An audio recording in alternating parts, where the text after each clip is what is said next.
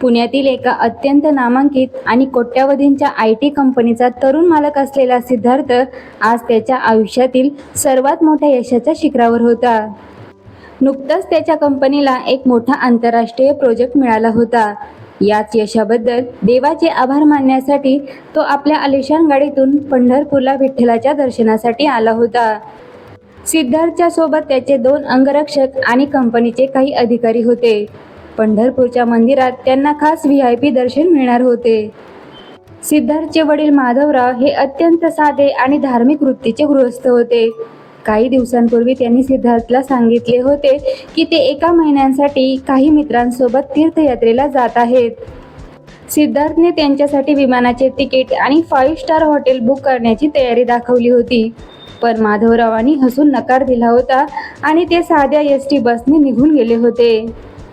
मंदिरात विठ्ठलाचे शांतपणे दर्शन घेऊन सिद्धार्थ समाधानाने बाहेर आला. नामदेव पायरीच्या जवळून बाहेर पडताना तिथे नेहमीप्रमाणे भाविकांची आणि काही भिकाऱ्यांची मोठी गर्दी होती. सिद्धार्थचे अधिकारी त्याला गर्दीतून वाट काढून गाडीकडे नेत होते. अचानक सिद्धार्थची नजर पायऱ्यांच्या एका कोपऱ्यात बसलेल्या एका वृद्ध माणसावर पडली. त्या माणसाच्या अंगावर अत्यंत जुने आणि मळके कपडे होते. डोक्यावरचे केस विस्कटलेले होते आणि त्यांची दाढी वाढली होती आणि समोर एक लहानसे रिकामे ताट ठेवले होते. तो माणूस मान खाली घालून शांतपणे हरिनामाचा जप करत होता. त्या माणसाला पाहताच सिद्धार्थच्या पायाखालची जमीन सरकली. त्याचा अक्षरशः थरकाप उडाला. तो चेहरा, ती बसण्याची पद्धत त्याच्यासाठी अजिबात अनोळखी नव्हती. सिद्धार्थने आपले अधिकारी आणि अंगरक्षकांना तिथेच थांबण्याचा इशारा केला आणि तो गर्दीतून वाट काढत वेड्यासारखा त्या म्हाताऱ्या माणसाकडे धावला. जवळ जाऊन पाहतो तर त्याचा संशय खरा ठरला. ते दुसरे तिसरे कोणी नसून त्याचे स्वतःचे वडील माधवराव होते. ज्या माणसाचा मुलगा कोट्यावधी रुपयांच्या साम्राज्याचा मालक होता, तो बाप आज मंदिराच्या पायऱ्यांवर एका भिकाऱ्यांसारखा अवस्थेत बसला होता.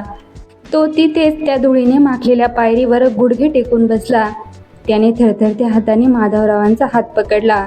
माधवरावांनी दचकून वर पाहिले आणि आपल्या मुलाला समोर पाहून त्यांच्या चेहऱ्यावर एक अत्यंत शांत आणि समाधानी हास्य उमटले. सिद्धार्थ रडवेल्या आवाजात म्हणाला, बाबा, हे काय आहे? तुम्ही इथे या अवस्थेत काय करत आहात? तुम्ही तर म्हणाला होतात की तुम्ही तीर्थयात्रेला जात आहात. तुमच्याकडे पैशांची काही कमी आहे का? जर माझ्या ओळखीच्या कोणी तुम्हाला इथे या अवस्थेत पाहिले तर लोक काय म्हणतील की एवढ्या मोठ्या करोडपती मुलाचा बाप रस्त्यावर बसून भीक मागतोय. माधवरावांनी अत्यंत प्रेमाने सिद्धार्थच्या डोक्यावरून हात फिरवला. ते शांतपणे म्हणाले, बाळा, शांत हो. लोक काय म्हणतील याचा तू विचार करू नकोस. मी इथे कोणाकडेही भीक मागत नाहीये किंवा पैशांसाठी बसलो नाहीये. मी माझ्या एका संकल्पाची पूर्तता करत आहे. सिद्धार्थला काहीच समजले नव्हते. त्याने विचारले, कसला संकल्प बाबा? आणि त्यासाठी अशी भिकाऱ्यासारखी अवस्था करून घेण्याची काय गरज होती? माधवरावांनी एक दीर्घ श्वास घेतला आणि भूतकाळातील एक सत्य सांगायला सुरुवात केली. ते म्हणाले, सिद्धार्थ, 8 वर्षांपूर्वीची ती रात्र आठवते जेव्हा तुझा एक भयंकर अपघात झाला होता. डॉक्टरांनी सांगितले होते की तुझ्या वाचण्याची कोणतीच शक्यता नाही. तू कोमात होतास. माझ्याकडे तुला वाचवण्यासाठी सर्व संपत्ती होती, पण पैसा तिथे काहीच काम करत नव्हता. त्या रात्री मी याच नामदेव पायरीवर येऊन डोके टेकले होते. मी माझ्या पांडुरंगाला साकडे घातले होते की माझ्या मुलाला जीवदान दे. मी त्याला शब्द दिला होता की ज्या दिवशी माझा मुलगा पूर्णपणे बरा होईल आणि स्वतःच्या पायावर उभा राहून यशाच्या सर्वोच्च शिखरावर पोहोचेल, तेव्हा मी माझा सर्व अहंकार, माझी श्रीमंती आणि माझा मानपान बाजूला ठेवून सलग 21 दिवस याच नामदेव पायरीवर एक सामान्य भिकारी बनून बसेल. लोकांच्या पायाची धूळ माझ्या अंगावर पडू देईन, जेणेकरून मला कायम आठवण राहील की ईश्वरासमोर माणसांच्या पैशाची आणि अहंकाराची काहीच किंमत नसते. हे ऐकून सिद्धार्थच्या डोळ्यातून घळाघळा अश्रू वाहू लागले. त्याला जाणवले की आज तो जो काही आहे, जे यश काही उपभोगत आहे, ते त्याच्या हुशारीमुळे नाही तर त्याच्या वडिलांनी देवाकडे घातलेल्या साकड्यामुळे आणि केलेल्या त्यागामुळे आहे. आज तो 21 दिवसांचा शेवटचा दिवस होता. तिथे उभे असलेले सिद्धार्थचे अधिकारी आणि आजूबाजूचे लोक हे सर्व दृश्य आश्चर्याने पाहत होते. त्यांना वाटले की आता हा श्रीमंत मुलगा आपल्या वडिलांना जबरदस्तीने उठवेल, त्यांना गाडीत बसायला लावेल आणि आपली इज्जत वाचवण्यासाठी तिथून पळ काढेल. पण पुढे जे घडले ते पाहून सर्वांचे डोळे विस्फारले. सिद्धार्थने एक क्षणाचाही विचार केला नाही. त्याने अंगात घातलेला तो लाखो रुपयांचा डिझायनर कोट काढला आणि बाजूला ठेवला. हातातील महागडे घड्याळ आणि पायातले बूट काढून अधिकाऱ्यांच्या हातात दिले. त्यानंतर तो अत्यंत आदराने आपल्या वडिलांच्या शेजारी त्या धुळीने भरलेल्या पायरीवर मांडी घालून बसला.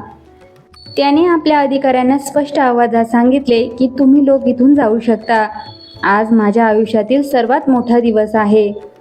जो बाप माझ्यासाठी आपला सर्व मानपान विसरून इथे बसू शकतो, त्या बापाच्या संकल्पात साथ देणे हे माझे पहिले कर्तव्य आहे. आजचा शेवटचा दिवस मी माझ्या वडिलांसोबत याच पायरीवर बसून पूर्ण करणार आहे. मला जगाची कोणतीही पर्वा नाही. माधवरावांच्या डोळ्यातून आनंदाश्रू वाहू लागले. त्यांनी आपल्या मुलाला घट्ट मिठी मारली. मंदिराच्या पायऱ्यांवरून जाणारे हजारो वारकरी त्या बाप लेकाला हात जोडून नमस्कार करत होते. संपत्तीने डोळे न दिपलेला आणि वडिलांच्या त्यागाची जाणीव ठेवणारा तो मुलगा खऱ्या अर्थाने श्रीमंत होता. तिथे उपस्थित असलेल्या प्रत्येकाच्या मनात एकच विचार आला, मुलगा असावा तर असा. जय जय राम कृष्ण हरी, जय जय राम कृष्ण हरी.